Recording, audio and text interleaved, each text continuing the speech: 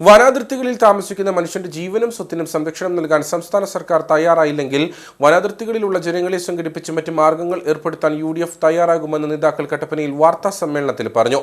ഈ സന്ദേശവുമായിട്ടാണ് പ്രതിപക്ഷ നേതാവ് VD സതീശൻ നയിക്കുന്ന മലയോര സമരയാത്ര ആരംഭിച്ചിരിക്കുന്നത്. ഫെബ്രുവരി 1 ജില്ലയിൽ പ്രവേശിക്കുന്ന മലയോര സമരയാത്രയ്ക്ക് അടിമാലി, കട്ടപ്പന, കുമളി എന്നിവിടങ്ങളിൽ സ്വീകരണം നൽകുമെന്നും നേതാക്കൾ പറഞ്ഞു. വനത്തിന് ഉൾക്കൊള്ളാൻ കഴിയാതെ പെറ്റുപെരുകുന്ന കാട്ടുമൃഗങ്ങളെ ഒരു നിശ്ചിത കാലത്ത് നിയന്ത്രിത വേട്ടയിലൂടെ നിയന്ത്രിക്കാൻ കഴിയണം. മനുഷ്യജീവന് ഭീഷണി ഉയർത്തുന്ന ഏത് കാട്ടുമൃഗത്തെയും വെടിവയ്ക്കുവാൻ ചീഫ് വൈൽഡ് ലൈഫ് വാർഡന് നിർദ്ദേശം നൽകുവാൻ മുഖ്യമന്ത്രി തയ്യാറാകണം. മാനന്തവാടിയിലെ രാധയും കുട്ടമ്പുഴയിലെ എൽദോസും മുള്ളരിങ്ങാട്ടെ അമർ ഇലാഹിയും കാട്ടുമൃഗങ്ങളാൽ എത്രയോ ക്രൂരമായ നിലയിലാണ് കൊല്ലപ്പെട്ടതെന്നും ആ കുടുംബങ്ങൾക്കുണ്ടായിരിക്കുന്ന തീരാവേദനയ്ക്ക് ആശ്വാസം നൽകാൻ ആർക്കും കഴിയില്ലെന്നും UDF ജില്ലാ ചെയർമാൻ ജോയി വെട്ടിക്കുഴി പറഞ്ഞു. വനത്തിലുള്ള മൃഗങ്ങളുടെ എണ്ണം വർദ്ധിച്ചു കഴിഞ്ഞാൽ അവരെ മുഴുവനും തീറ്റിപ്പോറ്റുന്നതിനുള്ള ഉത്തരവാദിത്വം വനാതിർത്തികളിൽ താമസിക്കുന്ന ജനങ്ങളുടേതാണോ? അവരുടെ ജീവനും അവരുടെ സ്വത്തും അവരുടെ ശരീരവുമാണോ ഈ പറയുന്ന മൃഗങ്ങൾക്ക് ആഹാരമായി കൊടുക്കണം എന്ന് ഗവൺമെന്റ് പറഞ്ഞാൽ അതെന്തൊരു കാടത്തമാണത്? അങ്ങനെ പറയുന്നത് ശരിയാണ്. ഈ ലോകത്തെ എല്ലാ സ്ഥലങ്ങളിലും കാട്ടുമൃഗങ്ങളുടെ എണ്ണം പെരുകാറുണ്ട്. അപ്പോൾ കാട്ടുമൃഗങ്ങളുടെ എണ്ണം വനത്തിൽ പെരുകിയാൽ എന്താണ് ചെയ്യേണ്ടത്? ഒരു നിശ്ചിത കാലത്തേക്ക് നിയന്ത്രിത വേട്ട ഏർപ്പെടുത്തി അവിടെ മൃഗങ്ങളുടെ എണ്ണം നിയന്ത്രിക്കാൻ കഴിയണം. ഈ ലോകത്തിൽ എല്ലാ സ്ഥലങ്ങളിലും അങ്ങനെയാണ് ചെയ്യുന്നത്.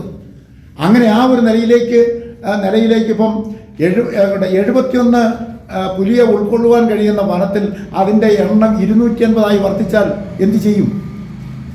പുലിയെല്ലാം നാട്ടിലോട്ടിറങ്ങിയ ആളുകളെ പിടിച്ചു നിന്നോട്ടെ എന്നുള്ള നിലയിൽ അങ്ങനെ നമുക്ക് വിടാനായിട്ട് നമുക്ക് കഴിയും. അപ്പോൾ അതുകൊണ്ട് മനുഷ്യജീവന് ഭീഷണി ഉയർത്തുന്ന ഏതൊരു കാട്ടുമൃഗത്തെയും വെടിവെക്കുവാൻ ചീഫ് വൈൽഡ് ലൈഫ് വാർഡിന് മുഖ്യമന്ത്രി അതിനുള്ള നിർദ്ദേശം നൽകണം. ജീവൻ പണയപ്പെടുത്തിയാണ് മലയോര മേഖലയിൽ ജനങ്ങൾ താമസിക്കുന്നത്. 30 ലക്ഷത്തോളം ജനങ്ങളാണ് വന്യജീവി സംഘർഷബാധിത പ്രദേശങ്ങളിൽ ജീവിക്കുന്നത്. വന്യമൃഗങ്ങളെ സംരക്ഷിക്കുകയും ജനങ്ങളെ ഉപദ്രവിക്കുകയും ചെയ്യുന്ന വനം വകുപ്പിന്റെ നിലപാട് തിരുത്താൻ തയ്യാറാകണം. കേരളത്തിന്റെ ഭൂവിസ്തൃതിയുടെ 30% വനമായിരിക്കെ കൃഷിയിടങ്ങൾ ബലമായി പിടിച്ചെടുത്ത് വനമാക്കുന്ന സർക്കാർ നടപടിക്ക് യാതൊരു ന്യായീകരണവുമില്ല. ഇടുക്കി ജില്ലയിൽ വനവിസ്തൃതി കൂട്ടുന്നത് എന്തിനാണെന്ന് സർക്കാർ വ്യക്തമാക്കണമെന്നും നേതാക്കൾ ആവശ്യപ്പെട്ടു.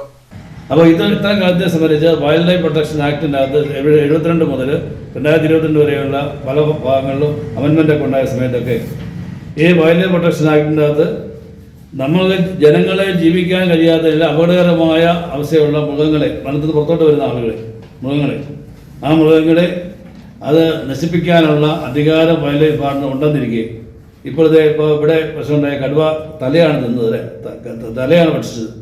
ഇപ്പം വെടിവെച്ച് കൊല്ലണോ, ഇനി അത് മയക്കുവഴി വെച്ചിട്ട് അതിനെ പിടിച്ച് വേറെ സ്ഥലത്തുണ്ട് വിടണമെന്ന് ഗവൺമെന്റ് ആലോചിച്ചിരിക്കുന്നത്. ഇതാണ് നമ്മുടെ അവസ്ഥ. ജനങ്ങളെ കുടിയേർക്കുക എന്ന ഗൂഢലക്ഷ്യത്തോടെയാണ് സർക്കാർ ഇടുക്കിയിലെ റവന്യൂ ഭൂമികൾ വനഭൂമിയാക്കി മാറ്റുന്നതെന്നും നേതാക്കൾ ആരോപിച്ചു. വാർത്താ സമ്മേളനത്തിൽ UDF ജില്ലാ chairman Joy Vettikuzhi, advocate Thomas Perumana, advocate KJ Benny എന്നിവർ പങ്കെടുത്തു.